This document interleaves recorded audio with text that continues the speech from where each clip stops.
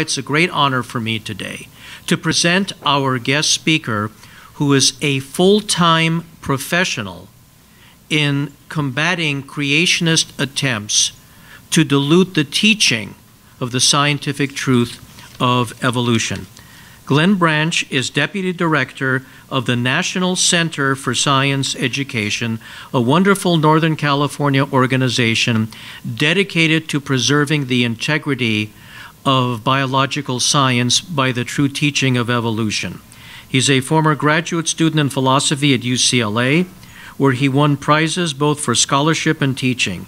He is conversant with the philosophical debate surrounding creationism and creationism in its fancy Halloween costume known as intelligent design.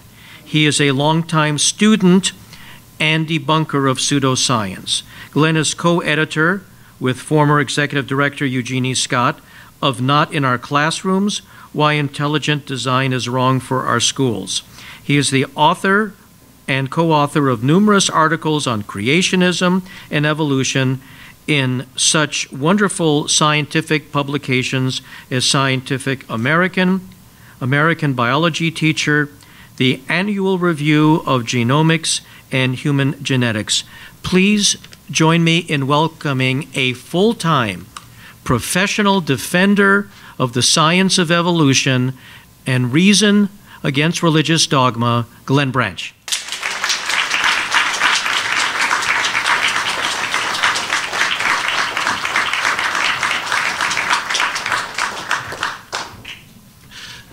Thanks for coming out. I know it's not your usual day. You usually have first and third Sundays. I've never been a transitional form before. At least I'm not a transitional fossil just yet. So as Eddie says, I'm Glenn Branch. I'm the Deputy Director of the National Center for Science Education. Deputy Director translates in the nonprofit world to something like utility infielder. NCSE is best known, of course, for its work in defending the teaching of evolution in the public schools. Indeed, NCSE is so focused on the creationism evolution issue that we used to joke that we're an inch wide and a mile deep.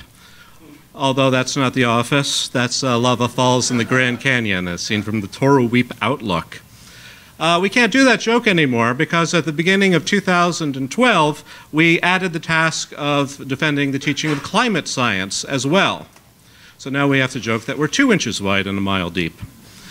But I'm going to be talking about the creationism evolution controversy today. And in that controversy, NCSE's primary role is to provide assistance, support, and advice to teachers, parents, students, anyone facing challenges to the teaching of evolution in their local communities or in their states. For that reason, we say that NCSE serves as sort of a crisis clinic, and that's the office there. Now, I should say a word about the intentionally cryptic title of my talk today, after Kitzmiller, What? I model it after the title of a book by the American humorist Robert Benchley, seen here displaying his legendary knowledge of human anatomy. Benchley, by the way, was the grandfather of Peter Benchley, who wrote the novel Jaws. Benchley had a better way with titles, though. He once published a book with the title, After 1903, What?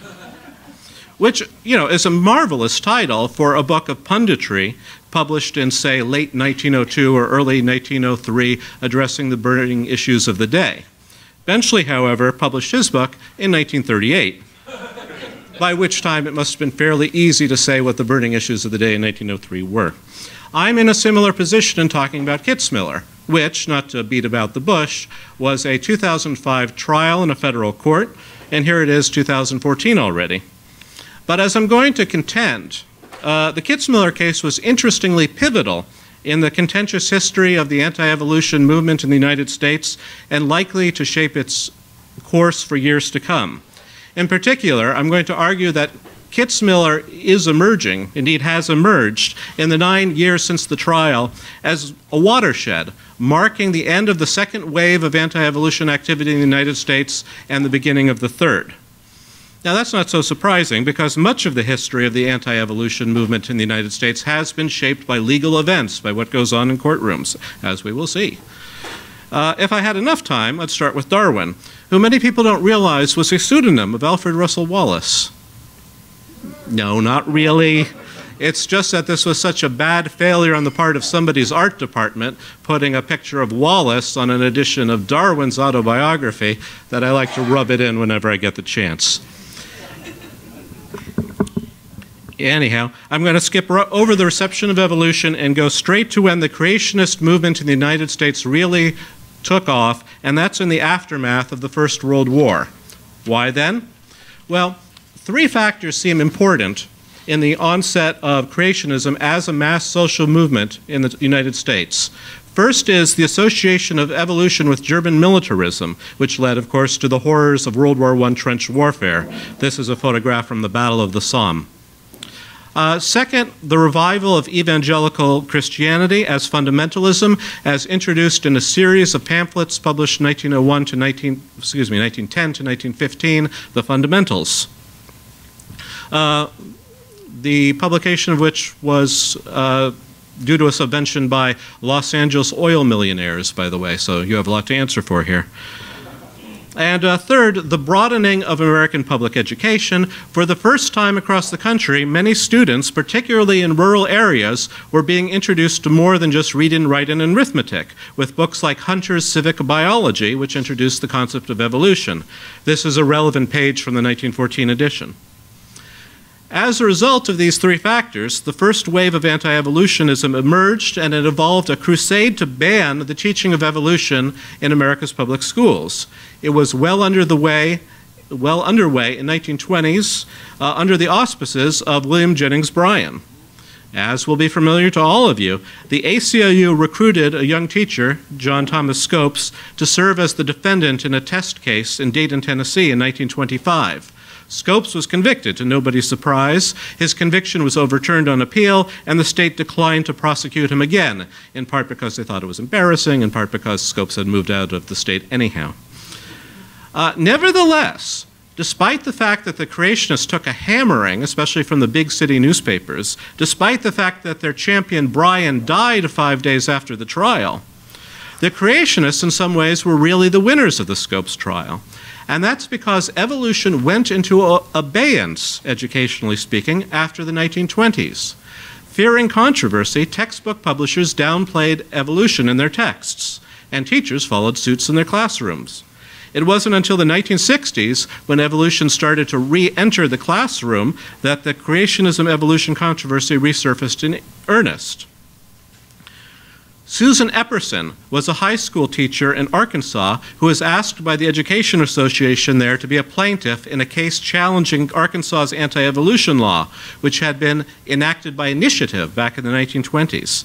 The text that she had been told to use, she's holding it there, was the descendant of a textbook that had been purged of evolution in the wake of the Scopes trial, but the 1965 edition reintroduced it. And that put it in conflict with the law, and it put Epperson, who had been told to teach from the textbook, in conflict with the law. She asserted that the statute thereby violated her constitutional rights. The case wound its way to the Supreme Court, which made quick work of it. So, with evolution back in the textbooks and with legal barriers to its teaching being removed or falling under legal challenges, the stage was set for the next wave of anti-evolution activity, in which, it no longer being possible to ban the teaching of evolution, the creationists wanted to balance it. Well, with what? In the first instance, with the Bible. The fellow on the left there is Russell Artist. He was born in 1911, died in 2000, so I think we can infer that that's a portrait of Artist as a young man. Don't you rejoice in such puns? So, Artist was a biology professor at a Churches of Christ school, Daniel Lipscomb College, now Lipscomb University, in Nashville, Tennessee. A member of the Creation Research Society, he co-authored the Creationist textbook, seen there, published in 1970, but he was frustrated that the Tennessee State Textbook Commission wouldn't approve it for use in Tennessee's public schools. As a result, thanks to Artist's urging, didn't want to go there yet, in 1973, the state of Tennessee passed a bill requiring that biology textbooks that discuss evolution give equal time to other theories, including but not limited to, you guessed it, the Genesis account in the Bible.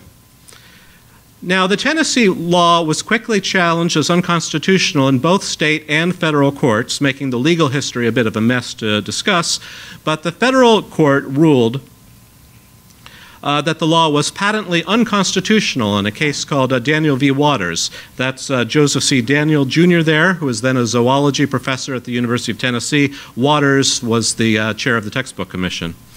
The federal court struck down the Tennessee law both because it gave a preferential position to the biblical view of creation,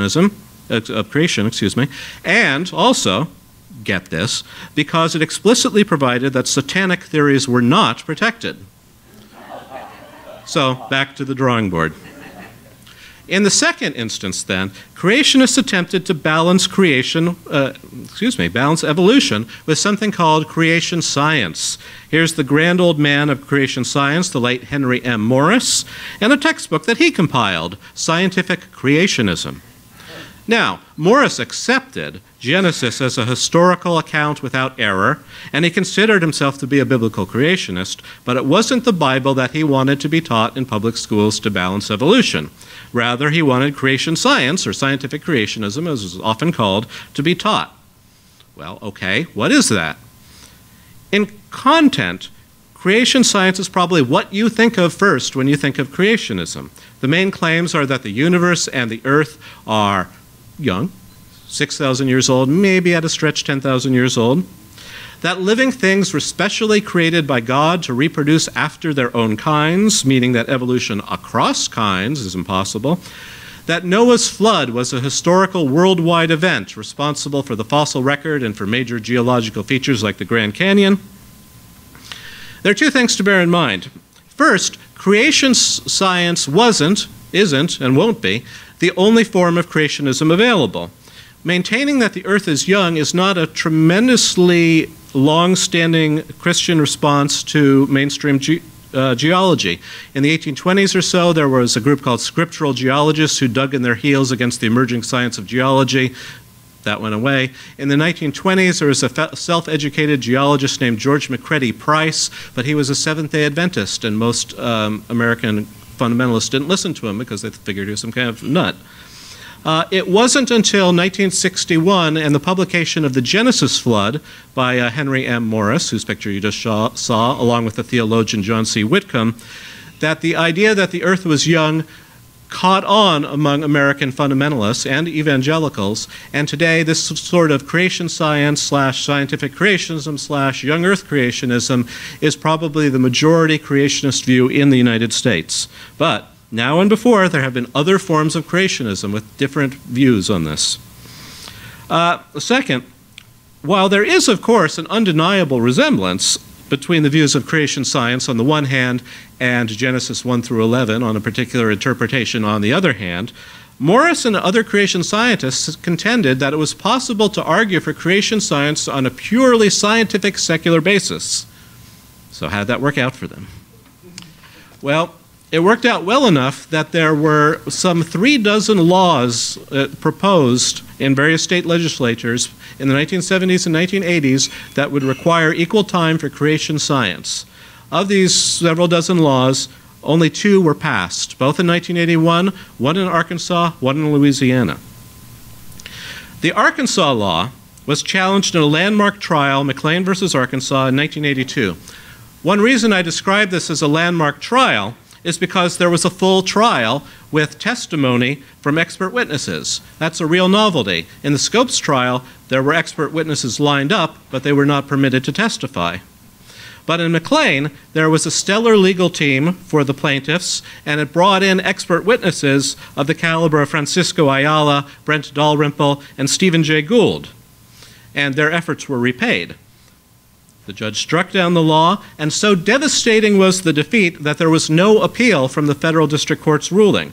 Fundamentalist leaders like Pat Robertson and Jerry Falwell bitterly complained that the Arkansas Attorney General had thrown the case to the evolutionists. So much for Arkansas. The Louisiana bill, however, eventually reached the Supreme Court. Before I discuss the court's ruling, an often overlooked aspect of the Louisiana litigation deserves your attention.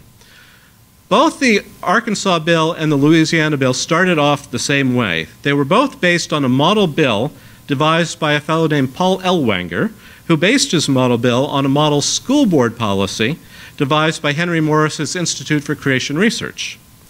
Now, the model bill and Arkansas's bill both define creation science very specifically. On the left, I'm not going to read that all. This will not be on the test.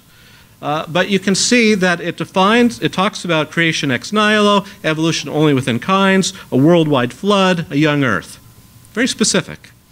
Louisiana's bill, as passed by the legislature, defined creation science as consisting as the scientific evidences for creation and inferences from those scientific evidences, whatever that's supposed to mean. Well, why the sudden reticence in Louisiana? The day on which the references to the age of the earth and the global flood and all that good stuff, the day on which that material was stripped from the Louisiana bill by the legislature, that was May 28, 1981. The day after McLean versus Arkansas was filed in court. The day after. Well, correlation does not imply causality, as Saturday morning breakfast cereal informs us. And there's the punchline. But it was clear that the Louisiana legislature decided we can't afford for the definition of creation science in the bill to be that specific, because it'll be struck down as unconstitutional when someone files suit, and file suit they certainly will, and file suit they certainly did. In Louisiana, the case was Edwards v. Aguillard. The creationists lost that one too. That's the lead plaintiff there, Don Aguillard. The person wearing the orange jacket, who I cropped out, is Susan Epperson. Now, since the Louisiana bill had watered down the definition of creation science in its attempt to make the law constitutional, when the law was finally found to be unconstitutional, the damage to the creationist cause was the greater. The Supreme Court's decision in this case doesn't say that teaching the particular views of creation science, the flood and the young earth and evolution only within kinds, it doesn't say that's unconstitutional.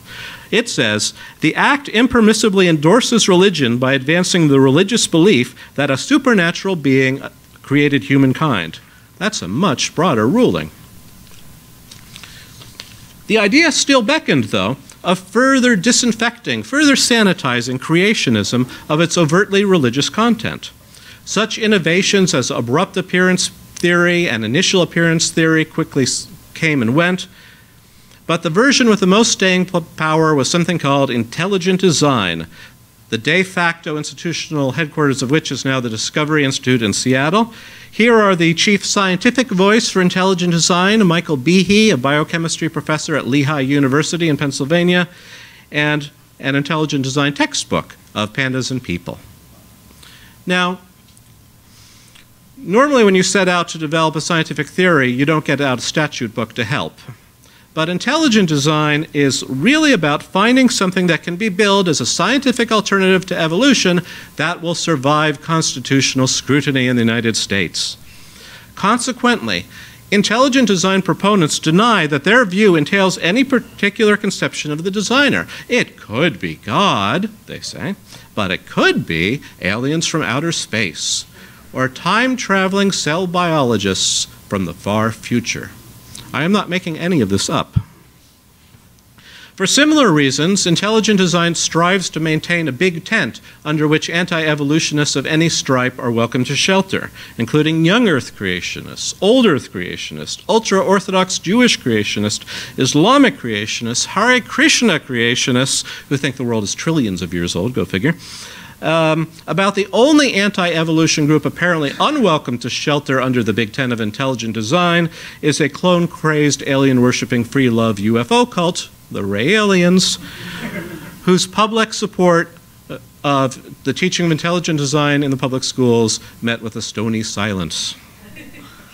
So, individual proponents of intelligent design often do have opinions as such issues as the nature of the designer and the age of the earth, but the official central message of intelligent design is that somewhere, at some point in time, some intelligent agent somehow did something for some reason that affected the history of life, somehow. Now, of course, Most students in an American public school will have notions about where, when, who, how, what, and why.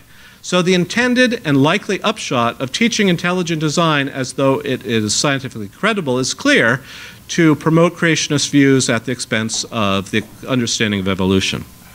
And make no mistake, the target here was, from the outset, public schools.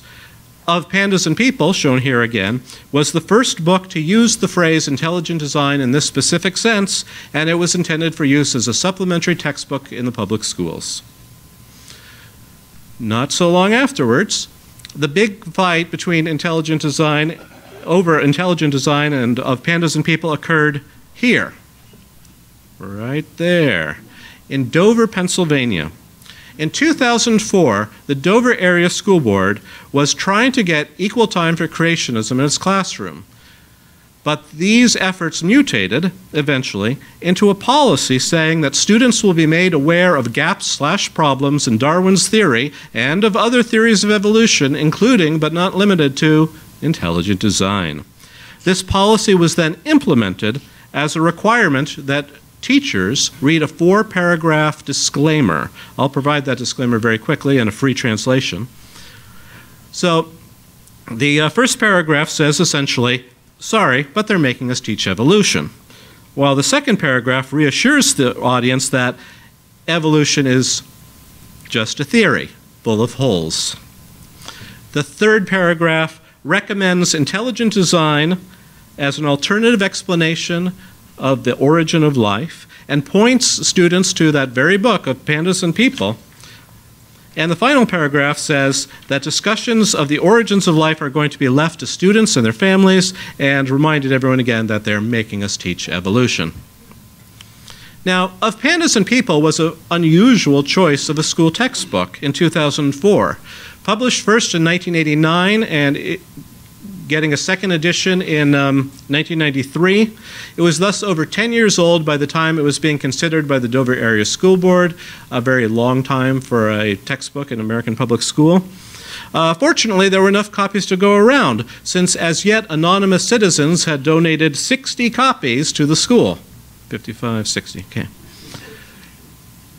So, as a result, 11 local parents filed suit, represented by the ACLU of Pennsylvania, Americans United for Separation of Church and State, and a private Philadelphia law firm, Pepper Hamilton. The case was dubbed Kitzmiller versus Dover. The plaintiff's legal team decided to have Tammy Kitzmiller as the lead plaintiff, in part because she had a child in the 9th grade biology class who would have this disclaimer read to her, and in part because they liked her good, solid, euphonious Pennsylvania Dutch surname, Kitzmiller. Kitzmiller. Looks good in a headline, too. So here's some photos from a press conference announcing the filing of the suit. This is the lead attorney for the plaintiff, Eric Rothschild of Pepper Hamilton, and I think you recognize that book. Here's Barry Lynn from Americans United. And here's a Penn State anthropologist, Bob Eckhart, explaining the scientific status of evolution with the assistance of the loyal opposition in a funny hat. So that's who's representing the parents, who's representing the board. Not their regular lawyer who told them not to adopt this policy. Instead, riding to the rescue, it was the Thomas More Law Center. Named after a Catholic saint, funded by the ultra-right Catholic pizza millionaire Tom Monahan, headed by Dick Thompson, the former Oakland County, Michigan prosecutor who was so avid in prosecuting the right to die advocate Jack Kevorkian that the voters decided he didn't need to do it on their dime anymore. And Thomas More styles itself the sword and shield for people of faith. I might remind you at this point that the sword and shield needs to be arguing that the anti-evolution policy they're defending doesn't have any religious purpose or intent. That's kind of easy to lose sight of sometimes. It turned out later that Thomas More had been shopping around for some years looking for a school district that would consent to be the site of a test case over the teaching of intelligent design. So they knew what they were getting into. The suit was filed in December 2014, leaving very little time before the 4-paragraph disclaimer was going to be read to the students. 2004. Excuse me, 2004. 2014 would be now, right? After conducting preliminary depositions, the plaintiff's legal team decided not to seek an injunction against the reading of that statement. That put the science teachers at the school district in a bit of a quandary. They had been keeping their heads down. They didn't want to be in the middle of this, but now their hand was being forced. So, much to their credit, they issued a statement in which they said that reading the statement would violate their responsibilities as professional educators because they have a duty to tell the truth, and if they read the statement, they would not be telling the truth. That was courageous of them. One of them, who was near retirement age and was willing to actually get fired over it and have a legal action over that commence. Teachers are not always in a good position to take such a courageous stand. If you think about the Scopes trial, Scopes was not the biology teacher in Dayton. He was a football coach. He taught some science. Why was Scopes at the center of it? He was a short-timer. He had gotten his undergraduate degree. He wanted to go to graduate school. Didn't have enough money. He thought he'd teach school for a year, get enough money to go to graduate school, which he did. So, anyhow, the administration decided not to press the issue, and instead of the teachers, it was the superintendent of schools and his deputy who went around to the schools to read the statement aloud. If the Dover kids held their school administrators in the same high esteem I did mine, they probably weren't paying attention. The legal teams began to line up their expert witnesses. The Thomas More Law Center, working with the Discovery Institute, named the two powerhouses of intelligent design, Michael Behe, who we met before, and William Dembski, fellow with a PhD in mathematics, another one in philosophy, now a professor of theology. Bulking up the science was a microbiology professor from Idaho State, Scott Minnick, and then came a sociology professor from the University of Warwick in Britain, Steve Fuller, a rhetoric professor from the University of Memphis, John Angus Campbell, a philosophy professor from the University of North Carolina, Warren Nord, who had earlier argued for imbuing the whole curriculum with religion, up to and including mathematics. An education professor from the University of Colorado, Dick Carpenter, whose main claim to fame was that he had done some educational policy work for Focus on the Family. And finally, as a rebuttal witness, Stephen C. Meyer, the director of the Discovery Institute's Center for Science and Culture. Well, speaking as someone who is helping out the plaintiff's legal team, we were kind of rubbing our hands over this. Most of these guys had extensive paper trails that we instantly began to start combing through, looking for damaging admissions and things inconsistent with the defense legal theory. So that was fun. The few newbies, such as Carpenter, were not expected to have much to say. None, of course, had anything to back up the claim that intelligent design was good science that deserves to be taught as scientifically credible in a public school science classroom. Meanwhile, the plaintiff's legal team, with NCSC's help, was lining up its expert witnesses. So we had Ken Miller, a cell biologist from Brown University and co-author of a very widely used high school biology textbook, Kevin Padian, a Berkeley paleontologist and president of NCSC's board of directors at the time, Robert Pennock, a philosopher of science from Michigan State, Barbara Forrest, a philosophy professor from southeastern Louisiana, and another member of NCSC's board of directors. Jack Hott, a Catholic theologian from Georgetown University. Brian Alters, an education professor then at McGill, now at Chapman, just down the road from here. And hey, how about that? Another member of NCSC's board of directors. And as a rebuttal witness to Dembski in particular, Jeffrey Shallett, a computer science professor at the University of Waterloo in Canada. Now you may be thinking that that's a very crowded PowerPoint page and a very cluttered lineup. But remember, this is the first chance that creationists and evolutionists have had to square off in a federal court for a long time and to have expert witnesses. Both sides wanted to bring their heavy hitters. Back in the McLean, though, the heavy hitters dropped out. The Institute for Creation Research lost its confidence in that case and recommended that its people not participate in the case. And so you had mainly second-string creationists testifying in that case. History repeated itself. On the very day that John Angus Campbell, the rhetoric professor from the University of Memphis, was supposed to be deposed for the case, he withdrew from the case, much to the annoyance of the plaintiff's lawyers who had prepared extensively for the deposition and flown into Memphis. Well, and then William Dembski withdrew from the case. What was going on? There have been self-serving accounts from both sides, but essentially it seems that the Discovery Institute wanted to run the case to suit itself and was throwing its weight around. In particular, Campbell and Dembski wanted to have their own Discovery Institute-furnished lawyers at their depositions, a very unusual circumstance that Thomas More took exception to. By the time that Stephen Meyer's deposition came around, Thomas More was willing to let him have his own lawyer present, but by that time the rift was already too great and Meyer refused to be deposed. As a consequence of Dembski's pulling out of the case, the plaintiff's rebuttal expert witness to Dembski, Jeff Shallett, pulled out, although he was ready to testify if anyone had invoked Dembski's work, but in the event it was unnecessary. This was not the only sign of strife on the creationist side of this case. The next sign of strife came when the Foundation for Thought and Ethics, a little Texas ministry, sought to intervene in the case. A publisher of Christian textbooks, including Of Pandas and People, Foundation for Thought and Ethics had close ties to the Discovery Institute. And it had also been brought into the case somewhat against its will because the plaintiff's legal team, with prompting from NCSC, had subpoenaed its files, looking for drafts of Pandas and People and also of drafts of the forthcoming third edition of the book, which Dembski had incautiously boasted of in his witness statement.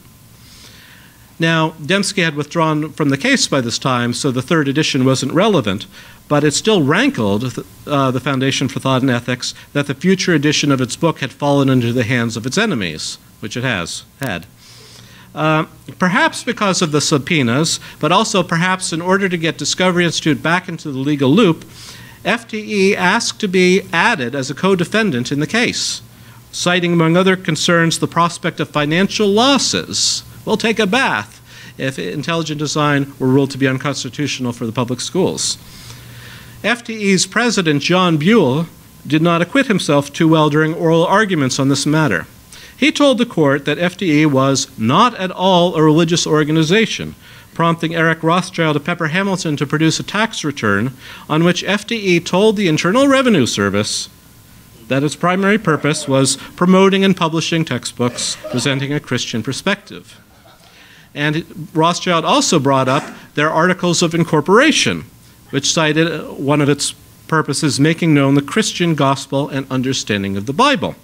Buell blamed his accountant and lawyer for the presence of these phrases in these documents. The judge ruled that FTE was not allowed to intervene in the case, describing its excuses as both unavailing and disingenuous. Jones is the judge Yep. already. So the trial was set to go ahead, and it did, starting in Harrisburg, Pennsylvania on September 26. Presiding over the case, as we've just heard, was John E. Jones III. Appointed to the bench by President George W. Bush, Jones was a player in the state's Republican machine, a protege of Tom Ridge's, a would-be congressman who thought once of running for governor, a former commissioner of the State Liquor Board, where he enjoyed two brief spurts of fame, one for a failed attempt to privatize the state liquor boards, and another for a ban on Bad Frog beer, on whose logo the titular amphibian is flipping the middle finger. Jones had a good reputation as an eminently fair judge, though, and both sides were content with him. This was vitally important because this case was a bench trial, no jury. Now, there were about 6 weeks of trial. As Judge Jones said on the last day, 40 days and 40 nights. I can't tell you everything that happened, but I'm going to pick out 3 high points. The first involves Barbara Forrest, the philosophy professor testifying for the plaintiffs. She testified as an expert on the history of the intelligent design movement, on which she and the biologist Paul R. Gross wrote a whole book, Creationism's Trojan Horse. And this meticulously charts the course of and reveals the underpinnings of intelligent design. The defense was desperate for her not to testify. They filed a number of pretrial motions trying to get her testimony excluded. Judge Jones said, in effect, well, let's see what she says. Then when she was in court, the defense spent an entire morning in that courtroom trying to have her testimony excluded, accusing her of atheism, conspiracy theorizing, having no relevant credentials. They were correct about the atheism, as it happens, but the judge let her testify, and it was devastating. Forrest had done her homework, aided by the material that had come from the subpoena on FTE and from material in NCSC's archives, and she found a lot of new material and showed it to the court that revealed the creationist underpinnings of pandas and people. One of her famous results was charting the occurrence of creationism and its cognates, in red, versus the occurrence of intelligent design and its cognates, in blue, in drafts of pandas and people. The lines cross. Right there in the middle of 1987. What happened in the middle of 1987? Oh, that's right, the Supreme Court ruled in Edwards v. Aguillard. After which a textbook that explicitly mentioned creationism would be in constitutional trouble, and someone at FTE was obviously aware of that. Forrest even managed to locate a perfect transitional form, whereas a draft of the book said, evolutionists think the former is correct, creationists accept the latter view. And the published version said, evolutionists think the former is correct, design proponents accept the latter view. There was an intermediate draft that said, evolutionists think the former is correct, see design proponentists accept the latter view. And that's what you get when you don't do the search and replace correctly. The second high point that I want to mention, yes, the defense lost two more of its expert witnesses, deciding not to call Warren Nord and Dick Carpenter after all. Carpenter later wrote an article for a school board journal about his experiences as a witness in the case. And since he wasn't called, I think that took a lot of chutzpah. So let's just look at those X's. Starting with 7 experts and a rebuttal expert, they were down to only 3, Behe, Minnick, and Fuller. NCSC wasn't privy to what was going on for some reason, but it seemed that the defense was in a state of complete disarray at this point. They had been trying to engineer a test case for years, and now that they had it, they didn't know what to do with it. It didn't help that their star witnesses, Behe and Fuller, were both drawn into making some pretty silly claims on the stand. Behe, for example, said that intelligent design was a scientific theory in the sense that astrology is. Not astronomy, astrology. And Fuller said that he thought it was worthwhile to teach intelligent design in science classes as a way of providing affirmative action to fringe theories. Not quite the uncompromising affirmation of the scientific bona fides of intelligent design that might have been expected, but of course both men were under oath. The third thing that happened of note was the testimony of the school board members, particularly William Buckingham and Alan Bonsall, the ringleaders of the creationist faction. Here is Alan Bonsall looking happy as he's being interviewed by reporters. He was not so happy on the stand. He underwent a grueling cross-examination about the source of the money for those 60 copies of Pandas and People. It turned out that he collected it from the congregation at his church. And it turns out that he was, shall we say, less than forthcoming about this during his sworn deposition. He said, I have never brought anything forward to put creationism in the school district in any shape or form, despite the fact plenty of evidence had already been heard in that courtroom that he had. The normally equable Judge Jones at one point took over questioning the witness himself. And there were rumors that there would be perjury charges filed, although in the event there were not. As for Buckingham, seen here leaving the courtroom, he told the court that he had never said anything suggesting that he wanted creationism to be taught in the public schools. Of course, there were newspaper accounts to the contrary. He had reportedly defended the policy by saying 2,000 years ago someone died on a cross, can't someone take a stand for him? He said, no, the journalists made that up to sell papers in a small town in south central Pennsylvania. Okay, so the plaintiff's legal team was prepared for this. They introduced evidence. And when I say evidence, I don't mean an eyewitness. I don't mean a written document. I mean a videotape. a videotape of Buckingham saying that he wanted to balance evolution in the classroom with something else, quote, such as creationism, end quote. Oops. He tried on the stand what a local reporter dubbed the Homer Simpson defense. He was thinking, don't say creationism, don't say creationism, don't say creationism, and he opens his yap and he says creationism. Now, this trial started in September and wrapped up in early November, and you know what early November is? Election season. And practically nothing else was an issue in Dover, Pennsylvania that election season. When the school board voted to adopt that anti-evolution policy, the vote was 6-3. 2 of those 3 resigned in protest. Another resigned because he was moving out of town anyhow, and a 4th member of the board later resigned because of worries about the lawsuit. Their replacements, pending the election, were appointed by the school board. That meant you had a complete school board, 9 members, all of whom supported the policy. 8 of them were up for re-election, as it happens. So, what happened? Let a local editorial cartoonist explain. All 8 incumbents lost. But the legal issue was not mooted by the election for a variety of reasons, and the judge continued to deliberate. And then on December 20th, 2005, it came, close enough to the holiday season that we like to think of it as Kitzmas.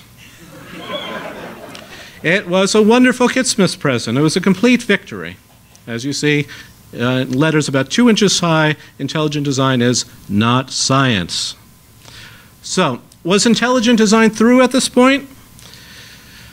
In Dover, the new board decided not to appeal the decision. So, as a matter of law, the decision is directly precedential only in the Middle Federal District of Pennsylvania. It's a stunningly well-wrought and complete decision, though. And like the decision in McLean versus Arkansas, it's been influential in places where it's not legally binding. Moreover, the reputation of intelligent design suffered mightily as a result of this case. In 2006, legislators in Indiana and Utah abandoned their plans to introduce equal time for intelligent design legislation. The Ohio State Board of Education rescinded an intelligent design-friendly model lesson plan that it had adopted in 2004. But you know, not everybody got the memo. In 2012, just a few years ago, there was an equal time for intelligent design bill introduced in the Missouri House of Representatives. That's Rick Braden, its sponsor. I believe he's a drywaller. As you see, this would have required equal time for intelligent design in the classroom and in the textbooks. That bill never got anywhere. Actually, a version of this bill is introduced about every year or so. There's a creationist in St. Charles, Missouri, who manages to convince someone to introduce it. So far, none of those bills have made it as far as the floor vote. This particular one died in committee. But you know, even wackier bills are out there. Here, for example, is Indiana Senate Bill 89 from 2012, introduced by Senator Dennis Cruz. And it would allow school districts to require the teaching, not of intelligent design, of creation science. Now, a state legislature, as it happens, cannot authorize local school districts to violate the U.S. Constitution. It doesn't work that way. But that didn't seem to bother Senator Cruz, and it didn't bother the Senate committee that it passed through on an 8-2 vote. In the Senate, though, my new political hero, Vice Simpson, introduced a poison pill amendment. And they changed the bill from allowing the teaching of creation science to allowing school districts to teach various theories of the origin of life from multiple religions, including, among others, Scientology. Since Scientology is regarded by many as a nutty and dangerous cult with funny ideas about volcanoes and clams and operating thetans and whatnot, this was something of a coup. The bill still might have done mischief, even if it had passed with this poison pill amendment, but the Speaker of the House decided to kill it by sending it to the Rules Committee, from which it was never heard again. So, despite the trend of looking for more and more secular-seeming forms of creationism with which to balance the teaching of evolution, creationists have enjoyed no new successes here. And it seems that intelligent design has got to be the end of the line. If intelligent design is, as I say, The view that somewhere, at some point in time, some intelligent agent somehow did something for some reason to affect the history of life somehow, it's hard to see how you can make that any more vague and less specific.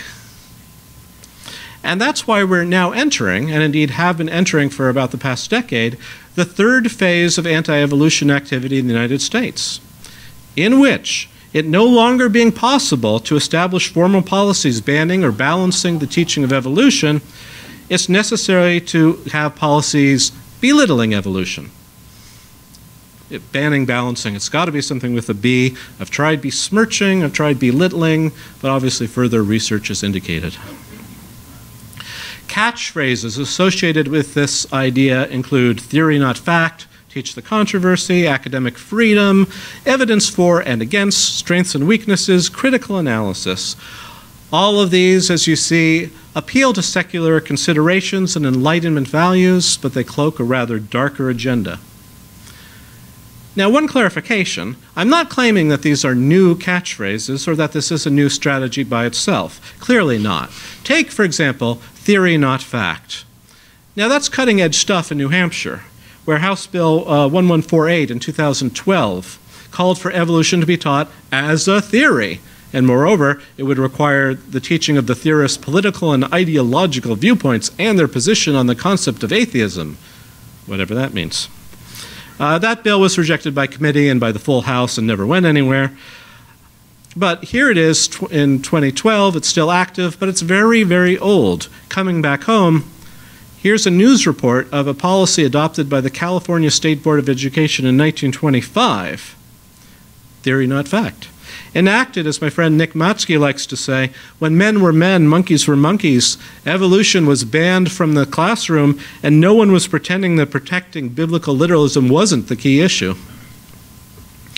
Or here again, this is a disclaimer that the Alabama Board of Education wanted, and indeed insisted, on having put in textbooks in the state in 1995, which explains that any statement about life's origin should be considered as theory, not fact. There have been 2 subsequent revisions to this disclaimer. The current one is somewhat less noxious, but it's still there.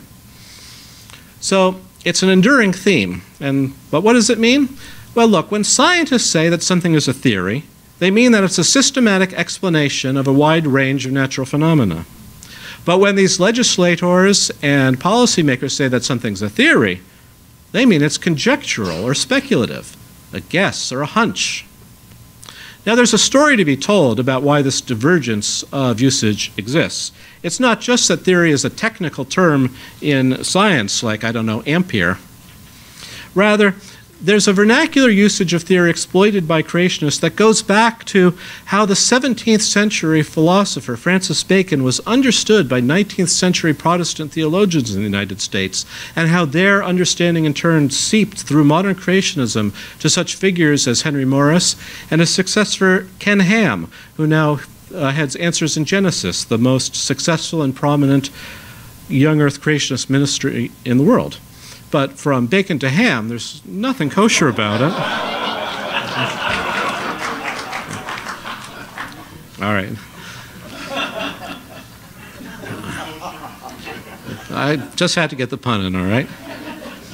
So it's not using phrases like this that makes the third wave of anti-evolution activity the third wave. Rather, it's using such phrases in the absence of references to supposed alternatives to evolution, whether creation science or intelligent design or biblical creationism. Creationists, as we've seen, have always had such phrases in their arsenal of arguments aimed at undermining the teaching of evolution. What's new now is now they have nothing else.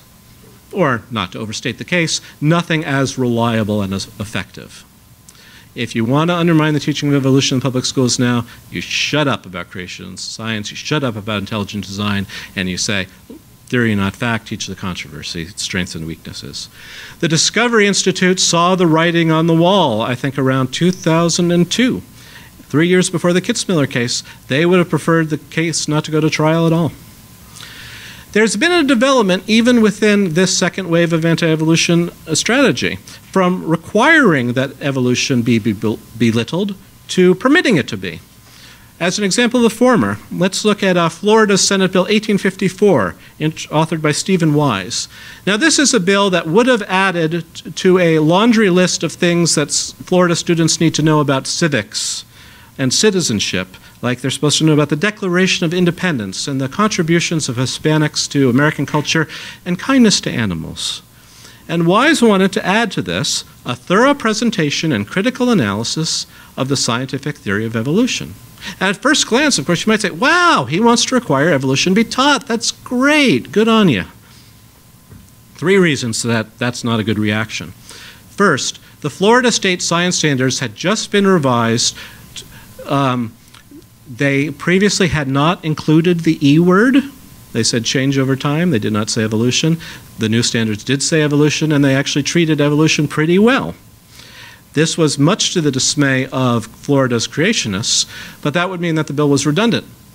The standards were already requiring a thorough presentation of evolution, so what do you need this for? Second, this phrase, critical analysis, this appears constantly in creationist writings in the first part of the millennium. The Ohio lesson plan that I mentioned had been rescinded because the Ohio State Board of Education feared a lawsuit in the wake of Kitzmiller. That was called critical analysis of evolution. And third, Senator Wise had previously said that in the session he was going to introduce a bill requiring the teaching of intelligent design, saying, if you're going to teach evolution, then you have to teach the other side so you can have critical thinking, showing how he understood the bill. Now, this bill died in committee for a variety of reasons. Among them are the fact that it requires something. It requires something to be taught, and that invites hard questions about what that is, where we're going to find it, and who's going to pay for it. For that reason, more popular than requiring the belittling of evolution have been measures that would be encourage or permit the belittling of evolution, often under the rubric of academic freedom. There have been about 40 bills in the last decade that would have extended academic freedom in this way. Take, for example, a bill introduced, passed, and enacted in Florida, which is why I put up the legal citation, in 2008. A teacher shall teach the material presented in the standard textbook and thereafter may use supplementary textbooks to help students understand, analyze, critique, review scientific theories. As part of the history of the bill, we found out what those theories were: evolution, global warming, origin of life, human cloning. I don't think anybody teaches anything about human cloning in high school, so I never know why it's there. There were other clues that this bill was creationist in origin and intent. Although it was introduced by Senator Ben Nevers, whom you see there, it was composed and pushed by the local state affiliate of Focus on the Family. After the bill was enacted, at least 2 parish school boards said, oh, we ought to be teaching creationism because this law is now on the books. And when Louisiana was considering textbooks for state adoption, people pointed to this law and said, well, we need creationism in the books, look at the law. Governor Bobby Jindal has said, oh yeah, we now teach creationism in the Louisiana's public schools in reference to this law. And he is the governor, he should know. But my point is, unlike the Florida law, this is permissive. It doesn't tell teachers that they have to teach creationism, which is good because a lot of teachers will say, no thank you, I'm not going to do that. But it tells teachers that they may teach creationism. A similar bill passed and was enacted without the governor's signature, to his credit, in Tennessee in 2012. Well, what about those teachers? This brings me to the most important point to appreciate about creation-evolution controversies in American public education. It's local. It's really local. How local is it? This rather spider-webby map shows you the boundaries of the school districts in the lower 48 states. 15,000, give or take. With over 15,000 local school districts, each with a degree of autonomy over curriculum and instruction, there are constant opportunities for creationists to try to make progress. Creationism never really goes away. In contrast, creationism has never been able to make much headway in developed countries where curriculum and instruction is determined at the state or provincial level, like Canada, or at the national level, such as France. And that goes for countries that don't have as strong a tradition of church-state separation as ours. In fact, it goes for countries that don't even have any separation, where there's a state church. Consider this graph. This shows the rate of public acceptance of evolution in 34 developed countries. People were asked whether human beings, as we know them, developed from earlier species of animals. True, false, unsure. The blue bar shows the response of true, the mustard bar not sure, the red bar false. As you see at the top, the level of acceptance of evolution in Iceland, in Denmark, and Sweden is well into the 3/4 range. The United States, second to last, beat out by such scientific powerhouses as Malta and Cyprus. We did beat out Turkey, though. So by any plausible measure, we have a lot more controversy over the teaching of evolution, and part of it goes to this, but if you control for the prevalence of religion in our society, you still have more controversy than you might expect, and it's pretty clear that's due to the decentralized nature of our educational system. Now, it's not entirely decentralized, and there are now centralizing tendencies, which have been going on for about 20 years, coming on 30 years. Individual teachers are not unconstrained, even when the classroom door closes. They answer to their departments, their principals, their district administration, and school districts are not unconstrained either. They are subject to the loose, if increasing, guidance of their State Department of Education and their State Board of Education, and ultimately, of course, to the state legislature and through the legislature to the citizens. So there are centralizing forces, and in some ways they are helping evolution education. There's a new model set of science standards called the Next Generation Science Standards, developed by the states. These have been adopted so far by 12 states, including California, which contain among them about 25% of the nation's school children. The NGSS standards do contain evolution. They treat it pretty well, all things considered, although there's not enough on history of life and there's not any human evolution, but there is enough scaffolding that a teacher can easily enough present those topics.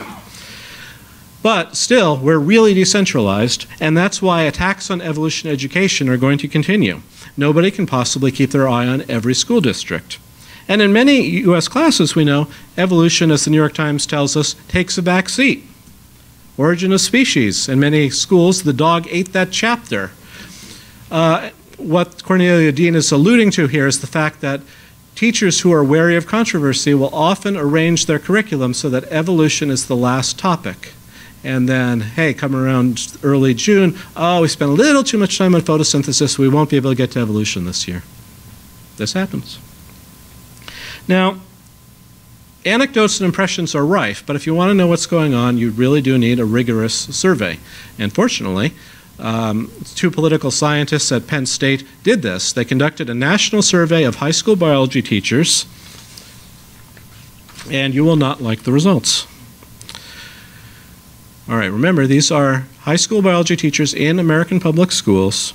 13% of them present creationism as scientifically credible. That's more than 1 in 8.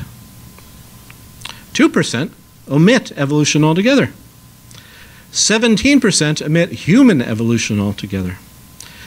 And no less than 60% fail to present evolution forthrightly in the ways recommended by the nation's leading scientific and science education organizations.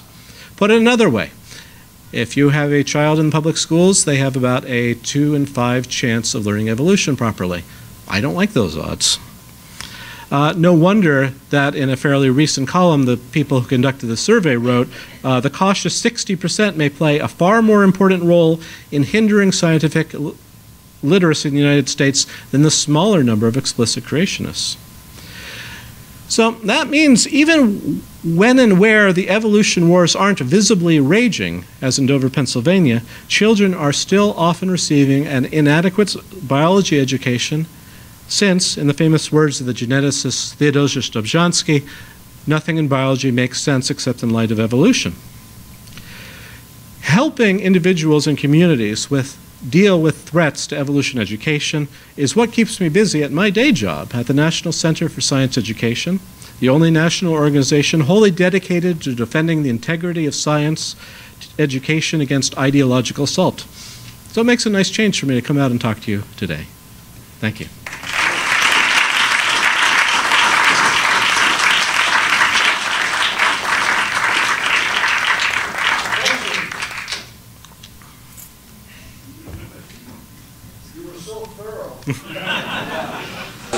Yes, sir. Thank you for coming and meeting with us today. I thought I knew a fair amount of the subject because I've been very concerned with it. In fact, I thought I knew everything, but listening to you, I picked up quite a bit more knowledge. Now I know everything. One question, Glenn. You mentioned that in the last several years, NCSE has become concerned with climate issues as well. I'm curious how much of your time and energy and money, the whole organization, is being split between the two concerns? Okay. Around 2010, we started becoming concerned because we saw global warming kept on getting paired with evolution as the topics that anti-science legislation was going after. And, we started asking around. It's like, hi, you know us, we're NCSE, we defend the teaching of evolution in public schools. Who's like us except they do climate? Everyone said, I don't know, you go ask those guys, maybe they know. And we played Ring Around the Rosie like this for a while, and we found out there wasn't anyone. There are a lot of great organizations that do a lot of different kinds of work on climate science, on climate policy, even on climate education. But if you were a teacher who was getting trouble from your local community about teaching climate science, who did you call? Nobody knew. There didn't seem to be anyone to call. So over a period of some years, we kind of started gearing up because if no one else was going to do it, NCSE was going to have to do it. As part of that, we added a well-known climate scientist, Ben Santer, to our board. We hired first one and then another climate education specialist. Mark McCaffrey, my colleague, was the first one, who is a mover and shaker in climate education circles. He has a new book coming out called Climate Smart and Energy Wise, which is aimed at teachers to help them teach climate and energy issues more effectively. And then we hired a second person, Minda Berbecco, who is a PhD and is actually doubles our money because she is a biologist who works on climate change issues. So we get her for evolution and climate change. So we opened up a new section of our website dealing with climate issues, ncsc.com/climate, and we have been working on, as we call them, flare-ups involving climate science. Not as many yet as with evolution, for various reasons. One is not enough teachers have heard about NCSE's work on climate yet. Another is, well, think about where you teach evolution in a high school science curriculum. It's pretty clear. Biology class. Where do you teach climate science? We have a tradition in this country of teaching biology, chemistry, and physics in high school science in that order, which goes back to a decision that someone made at Harvard in about 1910, I believe. And occasionally this is challenged and people say, why don't we put physics first where it belongs? And, but that's sort of the structure we have, and there's not a good place to kind of put climate science in.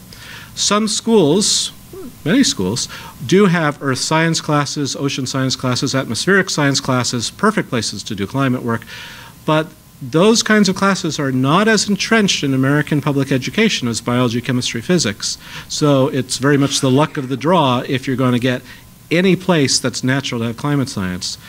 For that reason, partly for that reason, I think we're hearing less from teachers who are having trouble teaching climate science because they don't have a chance to teach climate science, even though it's really important, especially right now the climate is changing due to human activity so much. Yes, sir. As a teacher, actually 6th grade, they do talk a bit about climate as part of earth science. But as a teacher, this attack on teacher tenure, do you find that as a danger for teachers having the power to be able to teach evolution. It's a worry. It's not a worry that's really in our wheelhouse, because we do focus, let's not say myopically, let's say intently, on the teaching of evolution and climate science, and kind of broader issues about teacher tenure, about other things, work conditions, we just don't have the personnel and the resources to address them, and we have to leave them to, the NEA and the AFT and teacher organizations. Yes, sir. I could see the corporations that are the biggest, baddest polluters in the world donating money to various colleges and schools that would suppress any of the ecological truths, anybody might bring forth. Well, some do and some don't, and some have changed their giving policies. Some of the big oil and gas companies actually give quite generously to the National Science Teachers Association and groups like that. And some of them have stopped funding the kind of the climate denial think tanks. Some of the climate denial think tanks are kind of, I think, in increasingly perilous financial straits as it becomes less politically feasible for large corporations to fund them. But yeah, we still do see that. Their influence is going to be felt probably not school by school, but legislature by legislature, and as you say, college by college, as they give endowed chairs and things like that. Yes, sir. There's something about, at this point, I'd say it's generally accepted that the Earth rotates around the sun, etc. Now, evolution. I'm not sure you're going to find, one in, I don't know, a very small number that are actually going to argue for flat Earth, whatever. The point being is that how do you, ultimately what you're talking about is a change in the culture and what is accepted as the way the world works, right? That, these really are the origins and so on. As an example, I guess the question is, part of what you're doing is kind of defending against the teaching of creationism, but the question is, how do you teach evolution well so that it's understood and becomes, an increasingly accepted part of the culture? Yeah. So there, in a metaphor that NCSC's founding executive director liked to use, a lot of NCSC's job is handing out fire extinguishers to local people when there's a controversy in their area. And that's really at our core, our DNA, if you will. But to the extent that we can, and that time and resources allow, we also like to help people clear the brush. So, for example, there is an online journal called, founded by Niles Eldredge, the paleontologist, called Evolution, Education, and Outreach. And this is aimed at connecting academic scientists with working biology teachers and kind of giving them things they can use, information and lesson plans and book reviews and whatnot. And NCSC has a regular column in this, and we called Overcoming Obstacles to Evolution Education. And so we do kinds of that's one kind of outreach we do to teachers to try to get them to help them to teach evolution more effectively. We also go around and speak and to teacher conferences, write for other teacher publications. We do a lot of work with teachers because they're really at the forefront of the effort for evolution education, obviously. So yeah, we do try to do a lot of that, but again, with 15,000 school districts, it's hard to make progress. Just as a quick follow-up, I was thinking, my wife and I watched Cosmos, the most recent version of Cosmos. I think we have a lot to thank Seth MacFarlane for insisting that it get produced, I guess, work to deal with Fox or whatever. Androian did a wonderful explanation of climate change and why carbon dioxide works so well. It was the best explanation I'd seen ever, in terms of my reading and my studying and so on. And do you think that particular show is, I wonder, have you seen any evidence that show is having any effect in the overall world? I think it's a little early yet to know what kind of effect it's going to have on education, but I do expect to see it in a lot of classrooms. And I believe that there are teacher guides and lesson plans under development that will help teachers use it effectively. I might have also mentioned when I was kind of shrugging ironically at the reference to geocentrism, I had been looking in some files the other day from the McLean trial in 1982, and the state was thinking about calling Gerardus Bow, a PhD astronomer and geocentrist, as an expert witness. Unfortunately, they didn't, because that would have been funny. Yes, sir. What's your alternative, or your ideal alternative to the 15,000 decentralized local school districts? Well, again, we're focused intently on the issues we're focused on, and kind of major, so we take the education system as we find it. If we went to a system where we had a national curriculum, all of a sudden it would make my life easier, but I'm not involved in pushing for national curriculum. I don't know if that would be a good idea, and I wouldn't know how to argue for it even if I did. Yes, sir. In discussing climate science and the concept of a global flood, has creation science ever proffered an explanation of where all the water came from? Well, several. One is that there's a whole lot of water underground where you can't see it, the fountains of the deep. The other is that there's a whole lot of water up in the atmosphere where you couldn't have seen it, the canopy theory. And of course, if all else fails, it was a miracle. Yes, sir. Is there any consistency to the motivation why the anti-evolutionists want to push their point of view in the schools? Well, that's an interesting question. I mean, in general, because they think it's right, but also because they think it is tied up with issues of salvation. It's evangelicals, and particularly fundamentalists. Fundamentalists have been defined as evangelicals who are angry about something, and it's often evolution that they're angry about. You know, there's often a sincere worry that if students learn about evolution, it will imperil their salvation. Yes, sir.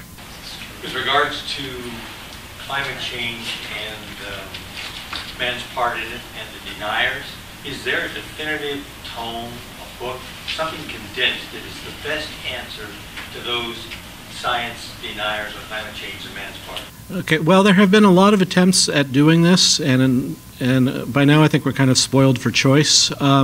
Online, the thing to look at is something called Skeptical Science, which is run by an Australian named John Cook.